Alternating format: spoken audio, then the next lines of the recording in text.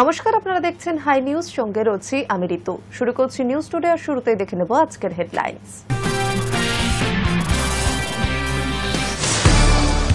ফের ব্লু লাইনে বিভ্রাট, সিগন্যালিং এর জেরেই দক্ষিণেশ্বর থেকে দমদম স্টেশনের মধ্যে দেরিতে চলছে মেট্রো। অফিস টাইমে চরম ভোগান্তির মধ্যে নিত্যযাত্রীরা। আশঙ্কা প্রকাশ করে বার্তা দিয়েছে কলকাতা মেট্রো রেল কর্তৃপক্ষ। পাহাড়ে টয় ট্রেন পরিষেবা আরও বাড়াতে চলেছে Darjeeling Himalayan railway. New Jalpaiguri থেকে স্থায়ী টয় ট্রেন চালু করা হচ্ছে। নজরে আলফালাহের আর্থিক লেনদেন, দিল্লি সহ 25 জায়গায় তল্লাশি ইডির। দিল্লি বিস্ফোরণের পরেই তদন্তকারীদের নজরে ফরিদাবাদের বিশ্ববিদ্যালয়। আত্মঘাতী হামলার পক্ষে ব্যাখ্যা, উমরের ভিডিও বার্তা ফাঁস, সেখানেই ছিল দিল্লি বিস্ফোরণের ইঙ্গিত। শীতের মরশুম আসতেই পাহাড়ে টয় ট্রেন পরিষেবা আরও বাড়াতে চলেছে দার্জিলিং হিমালয়ান রেলওয়ে। এবার নিউ জলপাইগুড়ি থেকে স্থায়ী টয় ট্রেন চালু করা হচ্ছে। পাশাপাশি জমকালো ঘুম ফেস্টিভ্যালেও আয়োজন করা হচ্ছে। শীতের পর্যটন মরশুমে নানান চমক দিতে চলেছে রেল। শীতের মরশুম আসতেই পাহাড়ে টয় ট্রেন পরিষেবা আরও বাড়াতে চলেছে দার্জিলিং হিমালয়ান রেলওয়ে। এবার নিউ জলপাইগুড়ি থেকে স্থায়ী টয় ট্রেন চালু করা হচ্ছে। পাশাপাশি জমকালো ঘুম ফেস্টিভ্যালেরও আয়োজন করা হচ্ছে। এছাড়াও আরও নতুন জয় রাইড চালু করা হচ্ছে। শীতের পর্যটন মরশুমে নানান চমক দিতে চলেছে রেল। ডিএইচআর সূত্রে জানা গিয়েছে, সকালে এনজিপি থেকে দার্জিলিংয়ে যাওয়ার টয় ট্রেন পরিষেবার চাহিদা বেড়েই চলছিল। সকালে সেইভাবে টয় ট্রেনের পরিষেবা ছিল না, আর এতে ভিন রাজ্য কিংবা বিদেশ থেকে আসা পর্যটকদের দার্জিলিং যেতে টয় ট্রেনের জন্য অপেক্ষা করতে হচ্ছিল। সেই কথা মাথায় রেখেই এবার এনজিপি থেকে দার্জিলিং পর্যন্ত নতুন একটি স্থায়ী টয় ট্রেন পরিষেবা চালু করেছে ডিএইচআর। এর আগে সকাল 9:30টার সময় এনজেপি থেকে দার্জিলিংয়ের জন্য টয় ট্রেন ছিল, কিন্তু নতুন এই পরিষেবায় সকাল 7:30টায় এনজেপি থেকে টয় ট্রেন ছাড়বে। এতে খুবই সুবিধা হবে যাত্রীদের। অন্যদিকে দার্জিলিং থেকে ঘুম পর্যন্ত বর্তমানে 8টি জয় রাইড চলে, কিন্তু শীতের মৌসুমে পাহাড়ি পর্যটকদের মধ্যে টয় ট্রেনে চড়ার চাহিদা বৃদ্ধি পায়। 1 মাস আগে থেকেই টয় ট্রেনের সমস্ত টিকিট বিক্রি হয়ে যায়। সেই সময় অনেক পর্যটকই টয় ট্রেনের সফর উপভোগ করতে না পেরে হতাশ হয়ে ফিরে যান। তাই এইবার দার্জিলিং থেকে ঘুম পর্যন্ত আরও 4টি অতিরিক্ত জয় রাইড পরিষেবা চালু করতে চলেছে ডিএইচআর। এছাড়াও এনজিপি থেকে 3 ধারিয়া পর্যন্ত বিকেলে একটি স্পেশাল জয় রাইডের সূচনা করতে চলেছে। ডিএইচআরের এই 6টি পরিষেবায় খুশির হাওয়া পর্যটন মহলে। এই বিষয়ে ডিএইচআরের অধিকর্তা ঋষভ চৌধুরী বলেন, পর্যটকদের চাহিদার কথা মাথায় রেখে 6টি নতুন পরিষেবা চালু করা হচ্ছে। একটি এনজিপি থেকে দার্জিলিং পর্যন্ত স্থায়ী পরিষেবা চালু করা হচ্ছে। সকাল 7:30টায় এনজিপি থেকে ওই টয় ট্রেন দার্জিলিংয়ের উদ্দেশ্যে ছাড়বে। অন্যদিকে এখন পাহাড়ি পর্যটকদের চাহিদার কথা মাথায় রেখে আরও 4টে নতুন দার্জিলিং থেকে ঘুম জয় রাইড চালু করা হচ্ছে। এছাড়াও এনজিপি থেকে 3 ধারিয়া পর্যন্ত একটি বিশেষ স্পেশাল জয় রাইড চালু করা হবে। তিনি আরও বলেন, এবারের ঘুম ফেস্টিভ্যাল অনেক আলাদা। অন্যবারের তুলনায় এবার নতুন করে এই উৎসব পালন করা হবে। ডিএইচআরের অধীনে প্রতিটি রেল স্টেশনকে সাজিয়ে তোলা হবে। 13টি টয় ট্রেনের ইঞ্জিনের নামে 13টি আলাদা আলাদা বিভিন্ন বিভাগে পুরস্কারও থাকছে। Hi news Network.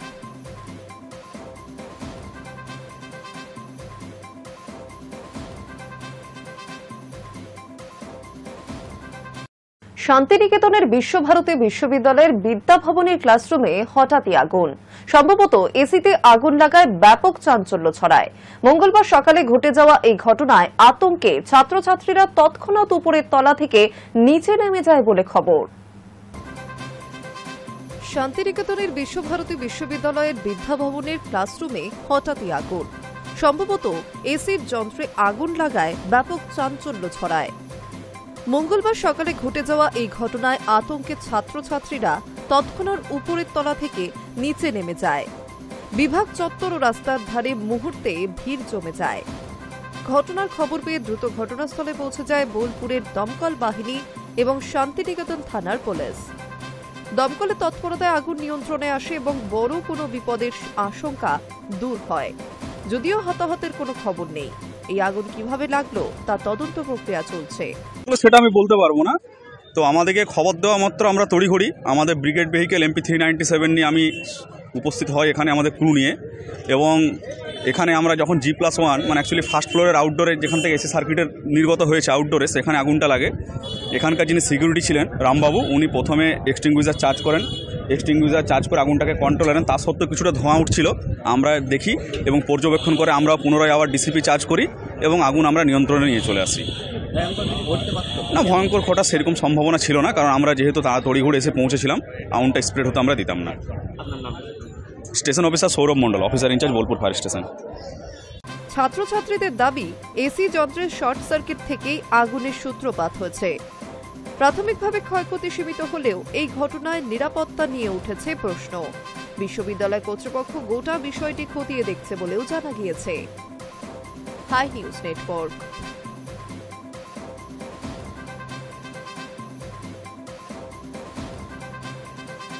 নজর রাখছি পরের খবরে। আত্মঘাতী হামলার পক্ষে ব্যাখ্যা, উমরের ভিডিও বার্তা ফাঁস। সেখানেই ছিল দিল্লি বিস্ফোরণের ইঙ্গিত। ভিডিওতে উমরকে বেশ শান্ত গলায় কথা বলতেও দেখা যায়। তিনি বলেন, অনেক সময় সমাজ কিছু বিষয়কে ভুলভাবে বিচার করে। আত্মঘাতী হামলা নাকি তেমনই এক বিষয়। দিল্লির লালকেল্লা বিস্ফোরণে আতঙ্ক এখনো কাটেনি, তদন্ত চলছে। একের পর এক চাঞ্চল্যকর তথ্য সামনে আসছে। সেই তালিকায় নতুন সংযোজন আত্মঘাতী হামলায় জড়িত উমর উন নবীর একটি ভিডিও। তদন্তকারীদের অনুমান ভিডিওটিতে হয়তো বিস্ফোরণের আগেই বানানো হয়েছে, যেখানে উমরকে আত্মঘাতী হামলার পক্ষে ব্যাখ্যা দিতে শোনা গিয়েছে। উমর উন নবী পেশায় ডাক্তার ছিলেন, কিন্তু দীর্ঘদিন ধরে তিনি চরমপন্থী ভাবধারায় জড়িয়ে পড়েছিলেন, এমনটাই জানা যাচ্ছে। তদন্তকারীরা বলছেন, হামলার ঠিক আগে তিনি নিজের মোবাইলে একটি ভিডিও বার্তা রেকর্ড করেন উমর। এতে তিনি আত্মঘাতী হামলার বিষয়টিকে ভুল বোঝা হয়েছে বলে দাবি করেন। অর্থাৎ এই ধরনের হামলাকে সমর্থনযোগ্য কাজ হিসেবে দেখানোর চেষ্টা করছিলেন তিনি। ভিডিওটিতে উমরকে বেশ শান্ত গলায় কথা বলতেও দেখা গিয়েছে। তিনি বলেন, অনেক সময় সমাজ কিছু বিষয়কে ভুলভাবে বিচার করে। আত্মঘাতী হামলা নাকি তেমনই এক বিষয়। তার মতে যেভাবে এই হামলাগুলিকে দেখা হয়েছে তা সঠিক নয়। এই বক্তব্য থেকেই তদন্তকারীরা বুঝেছেন, উমর হামলার আগে নিজের চরমপন্থী বিশ্বাসকে যুক্তিযুক্ত হিসেবে দেখাতে চাইছিলেন। দিল্লিতে বিস্ফোরণের ঘটনায় তদন্ত করছে জাতীয় তদন্তকারী সংস্থা NIA। তদন্তে জানা গেছে, ভিডিওটিতে আরও বেশ কিছু অংশ রয়ে গেছে যেখানে উমর হামলার উদ্দেশ্য নিয়ে খানিক ইঙ্গিত দিয়েছে। তবে পুরো ভিডিওর বিশ্লেষণ করে তবেই তারা সঠিক ব্যাখ্যা দেবেন। পুলিশ ও NIA-র দাবি, দিল্লিতে বিস্ফোরণের ঘটনায় কোনো তাৎক্ষণিক সিদ্ধান্ত ছিল না, বরং অনেক দিন আগেই পরিকল্পনা করেছিল অভিযুক্তরা। হামলার আগে ভিডিও বার্তা রেকর্ড করা হয় সেই পরিকল্পনারই অংশ। উমর উন নবী কেন চিকিৎসা পেশা ছাড়েন, কিভাবে তিনি এই পথে জড়িয়ে পড়েন তা জানতে তার পুরনো যোগাযোগ ও অনলাইন কার্যকলাপ খতিয়ে দেখা হচ্ছে। প্রাথমিক তদন্তে উঠে এসেছে, তিনি দীর্ঘদিন ধরে উগ্রপন্থী প্রচারমূলক কন্টেন্ট দেখতেন এবং গোপনে তা প্রচারও করতেন। 10ই নভেম্বর রাতে লালকেল্লার কাছে বিস্ফোরণের পর থেকেই গোটা দেশ সতর্ক হয়ে যায়। দ্রুত ঘটনাস্থলে পৌঁছায় পুলিশ, NSG এবং NIA। পরে প্রযুক্তিগত বিশ্লেষণের মাধ্যমে উমরের মোবাইল থেকে উঠে আসে এই ভিডিওটি। সূত্রের খবর, ভিডিও পাওয়ার পর তদন্তের গতি আরও বেড়েছে, কারণ এটি অভিযুক্তের মানসিক অবস্থার একটি সরাসরি প্রমাণ। পুলিশ জানিয়েছে, উমরের পরিবারের সঙ্গে যোগাযোগ করে তার অতীত সম্পর্কে খুঁটিনাটি জানার চেষ্টা চলছে। পাশাপাশি তিনি কার সঙ্গে যোগাযোগ করতেন, কারা তাকে প্রভাবিত করেছিলেন, এই সব এখন তদন্তের মূল ফোকাস। তদন্তকারীদের মতে, ভিডিওটিতে স্পষ্ট করে দেওয়া হয়েছে, হামলা করার আগে থেকেই উমর তা নিয়ে অত্যন্ত দৃঢ় ছিল এবং সমাজের সামনে নিজের কাজকে সঠিক হিসেবে তুলে ধরার চেষ্টাও করেছিলেন। তাই স্পষ্টতই এই ভিডিও এখন দিল্লি বিস্ফোরণ কাণ্ডের তদন্তের অন্যতম গুরুত্বপূর্ণ প্রমাণ হয়ে উঠেছে। Hi news Network.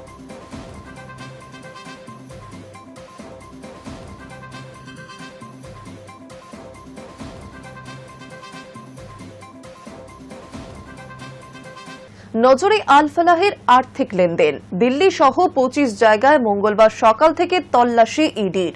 দিল্লি বিস্ফোরণের পরেই তদন্তকারীদের নজরে ফরিদাবাদের এই আল ফালাহ বিশ্ববিদ্যালয়। দিল্লি বিস্ফোরণের পরেই তদন্তকারীদের নজরে ফরিদাবাদের আল ফালাহ বিশ্ববিদ্যালয়।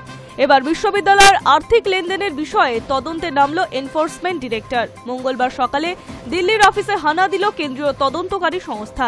একই সঙ্গে এই বিশ্ববিদ্যালয়ের সঙ্গে যুক্ত 25টি জায়গাতে একযোগে তল্লাশি চালাচ্ছে ইডি আধিকারিকেরা।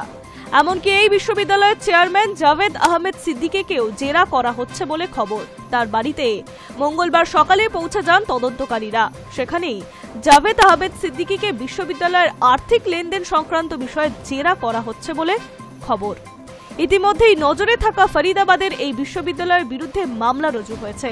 বেআইনি আর্থিক লেনদেন সংক্রান্ত আইন অর্থাৎ পিএমএলএতে মামলা রুজু হয়েছে। এরপরই একেবারে কোমর বেঁধে নেমেছে এনফোর্সমেন্ট ডিরেক্টর। এই তদন্ত খুবই তাৎপর্যপূর্ণ বলে মনে করা হচ্ছে। শুধু তাই নয়, বিশ্ববিদ্যালয়ের চেয়ারম্যান জাভেদ আহমেদ সিদ্দিকীর বয়ান খুবই গুরুত্বপূর্ণ বলে মনে করছে কেন্দ্রীয় তদন্তকারী সংস্থা। ইতিমধ্যে এই বিশ্ববিদ্যালয়ের বেশ কিছু কর্মকাণ্ড নিয়ে তৈরি হচ্ছে সন্দেহ, এমনকি আর্থিক লেনদেন নিয়েও প্রশ্ন রয়েছে। বিশ্ববিদ্যালয়ের অর্থ কোনোভাবে জঙ্গি কার্যকলাপে গিয়েছে কিনা তা খতিয়ে দেখছে ইডি। বলে রাখা প্রয়োজন, দিল্লি বিস্ফোরণ কাণ্ডে আল-ফালাহ বিশ্ববিদ্যালয়ের একাধিক চিকিৎসকের নাম এসেছে। উমারুন নবী, চিকিৎসক মুজামিল গনাই, চিকিৎসক শাহিন শহীদ সহ বেশ কয়েকটি নাম উঠে এসেছে। শুধু তাই নয়, তাদের অ্যাকাউন্টে মোট অঙ্কের লেনদেন হয়েছে বলেও জানতে পেরেছে তদন্তকারীরা। কোনোভাবে বিশ্ববিদ্যালয়ের তহবিল থেকে টাকা এই সমস্ত অ্যাকাউন্টে গিয়েছে কিনা তা খতিয়ে দেখছে ইডি আধিকারিকেরা। শুধু তাই নয়, বিশ্ববিদ্যালয়ের কর্মকাণ্ড এবং আর্থিক লেনদেন খতিয়ে দেখতে আলাদাভাবে তদন্ত শুরু করেছে দিল্লি পুলিশের আর্থিক দুর্নীতি দমন শাখাও। এছাড়াও এজেন্সিগুলি একেবারে কোমর বেঁধে নেমেছে বলেই খবর। বলে রাখা প্রয়োজন, গত 10ই নভেম্বর দিল্লির লালকেল্লার সামনে ভয়াবহ বিস্ফোরণের ঘটনাটি ঘটে। ঘটনায় 13 জনের মৃত্যু হয়েছে। ঘটনার তদন্তে নেমেছে এনআইএ।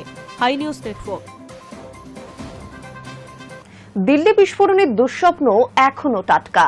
এর মধ্যেই সাকেত আদালত, পাটিয়ালি আদালত, 30 হাজারি কোর্ট সহ দিল্লির একাধিক নিম্ন আদালতে বোমাতঙ্ক।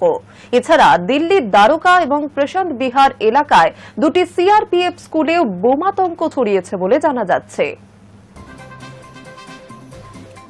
দিল্লির বিস্ফোরণের দুঃস্বপ্ন এখনো টাটকা। এর মধ্যেই সাকেত আদালত, পাটিয়ালা আদালত, 30 হাজারি কোর্ট সহ দিল্লির একাধিক নিম্ন আদালতে বোমা আতঙ্ক ছড়াচ্ছে। এরপরেই একের পর এক আদালত খালি করে দেওয়া হচ্ছে, আদালত বন্ধ করে দেওয়া শুনানিও দেওয়া হয়েছে। ইতিমধ্যেই ঘটনাস্থলে দিল্লি পুলিশের বিশাল টিম পৌঁছেছে। শুরু হয়েছে তল্লাশি। শুধু তাই নয়, দিল্লির দ্বারকা এবং প্রশান্ত বিহার এলাকায় দুটি সিআরপিএফ স্কুলেও বোমাতঙ্ক ছড়িয়েছে বলে জানা যাচ্ছে। খালি করে দেওয়া হয়েছে দুটি স্কুল, সেখানে তল্লাশি চলছে বলে খবর। জানিয়ে নতুন করে আতঙ্ক ছড়িয়েছে রাজধানীতে। জানা যাচ্ছে, মঙ্গলবার সকালে পাক জঙ্গি সংগঠন জৈশের নামে একটি ইমেল পাঠানো হয়। সেখানে একাধিক গুরুত্বপূর্ণ আদালত, স্কুল উড়িয়ে দেওয়ার হুমকি দেওয়া হয়। জানিয়ে তীব্র আতঙ্ক ছড়িয়ে পড়ে। রাতারাতি খালি করে দেওয়া হয় একের পর এক নিম্ন আদালত। সমস্ত আইনজীবী থেকে শুরু করে সেই সময় আদালতে থাকা সমস্ত মানুষকে দ্রুত বের করে দেওয়া হয়, বন্ধ করে দেওয়া হয় শুনানি। এর মধ্যে দিল্লির দ্বারকা এবং প্রশান্ত বিহার এলাকার দুটি সিআরপিএফ স্কুলেও বোমা রাখা হয়েছে বলে খবর আসে। সঙ্গে সঙ্গে সেখানে ছুটে যান পুলিশের শীর্ষ আধিকারিকেরা। শুরু হয় তল্লাশি। যদিও এখনো পর্যন্ত দীর্ঘ তল্লাশিতে সন্দেহজনক কিছু উদ্ধার হয়নি, তবে কোনো ঝুঁকি নিতে নারাজ পুলিশ কর্তারা। হুমকি মেলের পরেই রাজধানী জুড়ে নিরাপত্তা বাড়ানো হয়েছে, সমস্ত জায়গায় নজরদারি বাড়ানো হয়েছে। অন্যদিকে হুমকির নেপথ্যে কে বা কারা তা খতিয়ে দেখা হচ্ছে। আদালত এবং স্কুল একই জায়গা থেকে হুমকি পাঠানো হয়েছে নাকি আলাদাভাবে হয়েছে তা দিল্লি পুলিশের তরফে খতিয়ে দেখা হচ্ছে। বলে রাখা প্রয়োজন, গত 10ই নভেম্বর দিল্লির লালকেল্লার সামনে ভয়াবহ বিস্ফোরণের ঘটনাটি ঘটে। ঘটনায় 13 জনের মৃত্যু হয়েছে। ঘটনার তদন্তে নেমেছে এনআইএ। তদন্ত যত এগোচ্ছে ততই একের পর এক তথ্য সামনে আসছে। এর মধ্যে এইরকম হুমকি যথেষ্ট গুরুত্ব দিয়ে দেখা হচ্ছে বলে পুলিশ সূত্রে খবর। Hi news network.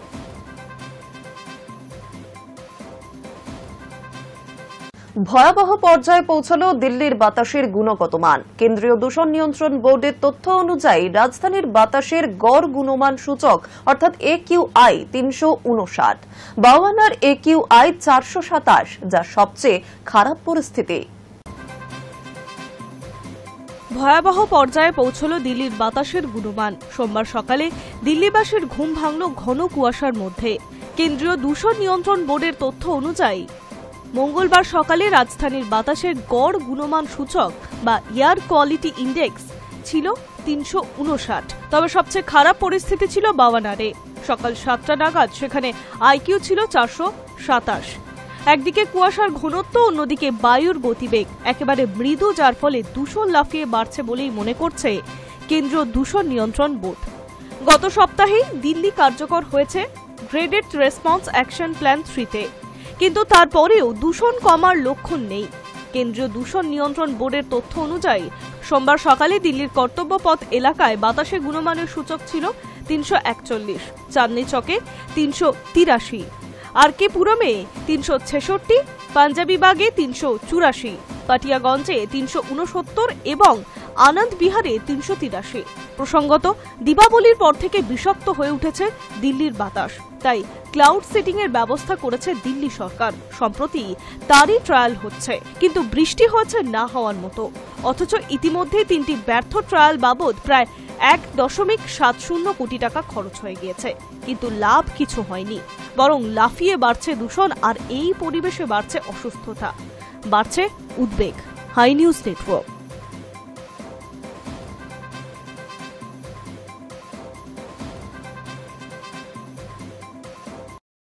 নৃত্যকলাঙ্গনের অনুক্রমা 2025 শাস্ত্রীয় নৃত্যের ভাব, ভক্তি ও নন্দনকলার এক মনোমুগ্ধকর সন্ধ্যা তৈরি করেছে।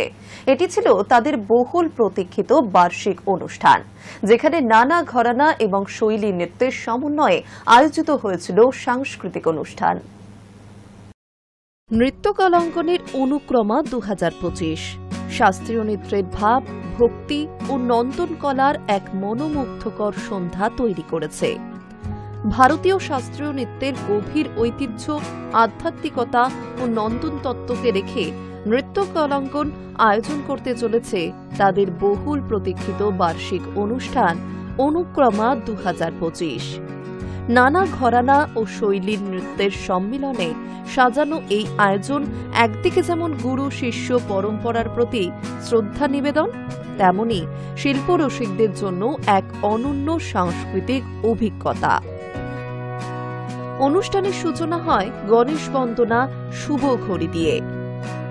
জয়পুর ঘরানার কথক নৃত্যের এই নৃত্য রচনা পণ্ডিত গুরু রাজেন্দ্র গঙ্গানীজির সৃষ্টি। পরিবেশনায় ছিলেন ঐন্দ্রিলা দত্ত, পূজা ঘোষ, আদ্রিতা বাগচি ও পল্লবী দেববন্দনা। ঐশ্বরিক সূচনার উপযুক্ত মঞ্চায়নে তারা তুলে ধরেন বিঘ্ননাশক গণপতির কাছে নিবেদন, যা পুরো সন্ধ্যার শুভ সূচনা হিসেবে এক বিশেষ আবহ তৈরি করে। এরপর পরিবেশিত হবে গণেশ গৌতম ভরতনাট্যম শৈলীর একটি প্রাচীন পদ। রাগনাট্যাই ও চতুস্র একম তালের ওপর ভিত্তি করে শ্রীমতী জলসাচন্দ্রের নৃত্য রচিত এই অংশে নৃত্য পরিবেশন করবেন প্রাচেতা, অনির্ণিতা, অভিশ্রী ও আরাভি। শক্তি, সৌন্দর্য ও ছন্দের সমন্বয়ে এই পদটি ভক্তিভাবের এক দীপ্ত প্রতিচ্ছবি তুলে ধরেছিল। সন্ধ্যা তৃতীয় পরিবেশনা ময়ূর কীর্তনম, মুথুস্বামী দীক্ষিতার রচনা।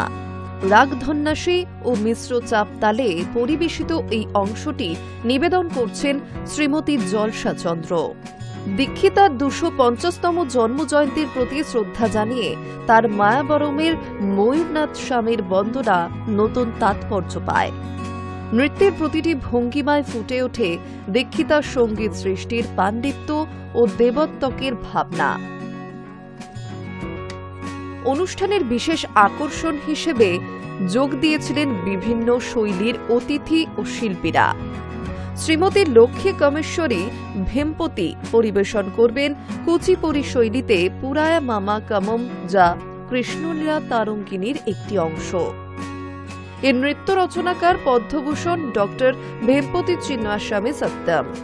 কৃষ্ণের লীলার মণ্ডিত এই মঞ্চায়ন দর্শকের জন্য সৌম্য ও হৃদয়স্পর্শী অভিজ্ঞতা করে তুলেছিল। মার্গনাট্যের একটি বিশিষ্ট পরিবেশনা করেন শ্রীতমা চৌধুরী ও পিঙ্কি মণ্ডল। পথপ্রদর্শনে ছিলেন শ্রী পিয়াল ভট্টাচার্য। পশুপতি পানিকা বিধির এই অংশে নাট্যশৈলী, আবৃত্তি ও অভিব্যক্তির সমন্বয়ে উপস্থাপিত হয় শৈব উপাসনার তাত্ত্বিক দিক ও শৈল্পিক বৈচিত্র্য। সন্ধ্যার সঙ্গীত সঙ্গতিতে ছিলেন দেশের বিভিন্ন প্রান্তের বিশিষ্ট শিল্পীরা। কথক অংশে তবলা বাজাবেন সুবীর ঠাকুর, সিতারে ছিলেন চন্দ্রচূড় ভট্টাচার্য, কণ্ঠে জয়দীপ সিনহা এবং পরন্তে ছিলেন জলসা চন্দ্র। নৃত্য কলাঙ্গনের অনুক্রমা 2025 কেবল একটি অনুষ্ঠান নয়, এটি ভারতীয় শাস্ত্রীয় নৃত্যের চিরন্তন সৌন্দর্য, গুরু শিষ্য পরম্পরা ও সাধনার এক হৃদয় ছোঁয়া উদযাপন, যেখানে নৃত্যশিল্পী, সঙ্গীত শিল্পী ও দর্শক সবাই মিলে সৃষ্টি করেছেন এক অনন্য এক সন্ধ্যা। High news network.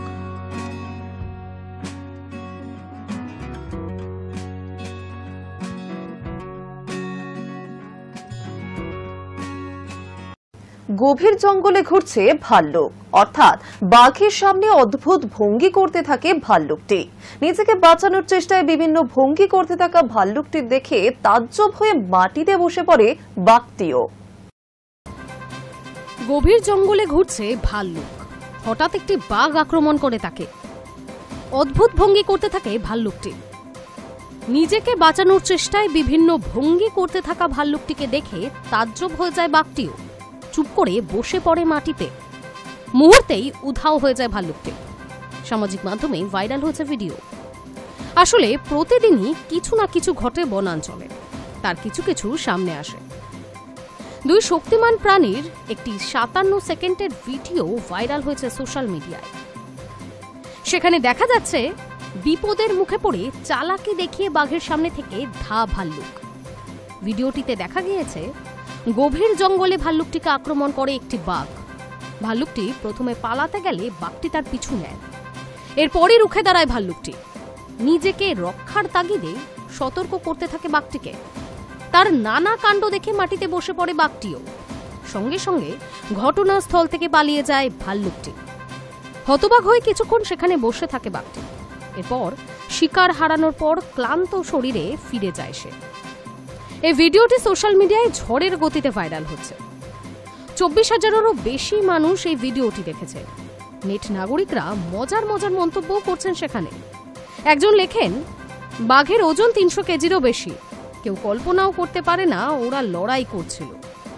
অন্য একজন ব্যবহারকারী লিখেছেন, মনে হয় বাঘটি ক্ষুধার্তই ছিল না। Hi news network.